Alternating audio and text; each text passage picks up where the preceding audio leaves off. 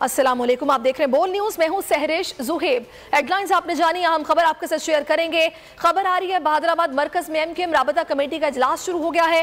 फारूक सत्तार की एमक्यूएम में वापसी पर बातचीत होगी। बल्दियाती इलेक्शन की तैयारियों के हवाले से लाहेअमल पर भी गुफ्तगू होगी। बहादुराबाद मरकज में एमक्यूएम राबता कमेटी का इजलास शुरू हुआ है। मजीद बात करेंगे अपने नुमाइंदे सैयद अली रजा से। अली रजा, आगाह कीजिएगा, मजीद के डिटेल्स हैं आपके पास?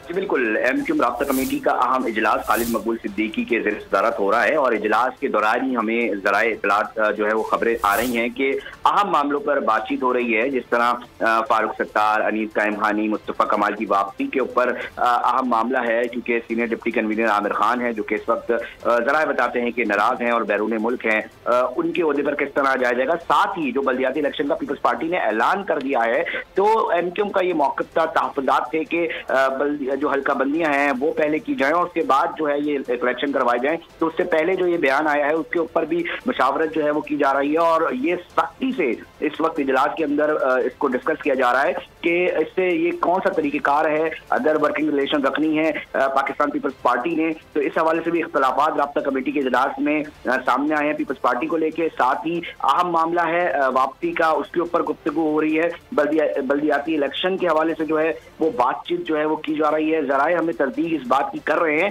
कि जो पाकिस्तान पीपल्स पार्टी और बिलखुसूस एमक्यूएम के जो बल्दियाती इलेक्शन को लेके जो मामलात हैं उसके ऊपर जो है वो सबसे ज्यादा बात की जा रही है। और साथ ही एक मुश्किल देखी जा रही है एमक्यूएम को, क्योंकि सीनियर डिप्टी कन्वीनर का एक ही ओहदा है वो कि आमिर खान के पास है। जराए बताते हैं कि अगर फारूक सत्तार की वापसी होती है, उनको सीनियर डिप्टी कन्वीनर बनाया जाता है, तो ये ओहदा किसके पास होगा? क्या सियासी मुस्तकबिल जो है आमिर खान का वो क्या होगा? वो सवाल उठ रहे हैं कि उनको हटाया जाएगा या क्या किया जाएगा। तो इस हवाले से इस वक्त इजलास जारी है और अहम इत्तलात जो हैं वो हमें बोल न्यूज पर जो मौसूल हुई हैं वो हम नाज़रीन को बता रहे हैं। और एक अहम मोड़ जो है दाखिल होगा कि आज की जो ये राब्ता कमेटी का इजलास है वो बहुत सारी चीजें जो है वो फैसला करेगी, क्योंकि आगे इसके बाद जब राब्ता कमेटी का इजलास खत्म होगा तो मीडिया से भी गुफ्तगू की जाएगी और अहम ऐलान जो है वो मुतवक्के हैं। बहुत शुक्रिया अली रजा। टंडोवाला यार से खबर है, जहां पर आटा महंगा होने के खिलाफ शहरियों का एहतजाज।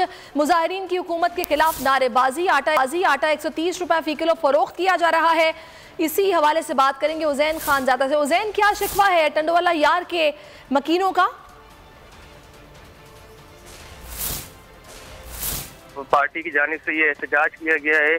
130 रुपए फी किलो जो है आटा फरोख्त किया जा रहा है। जिनके खिलाफ जो मुनाफाखोर है उनके खिलाफ जो इंतजामिया है वो कार्रवाई नहीं कर पा रही है, क्योंकि यूटिलिटी स्टोर्स पर भी आटा गायब है और शहरी जो आटे के लिए दर बदर की ठोकरें खाने पर मजबूर हैं। गरीब अफराद जो है वो महंगा आटा खरीद रहे। कुछ देर कबल ये राय पार्टी की जानिब से एहतजाज किया, जिसमें दर्जनों शहरियों ने जो है शिरकत की है और हुकूमत के नारे बुलंद किए हैं।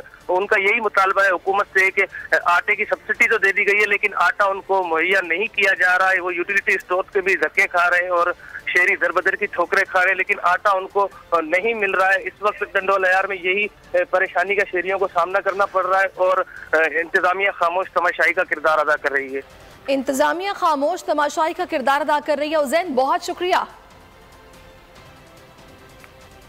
फैसलाबाद से खबर है जो आपके साथ शेयर करेंगे। पाकिस्तान तहरीक इंसाफ की इलेक्शन कराओ मुल्क बचाओ रैली जिला काउंसिल चौक पहुंच गई है। फैसलाबाद रैली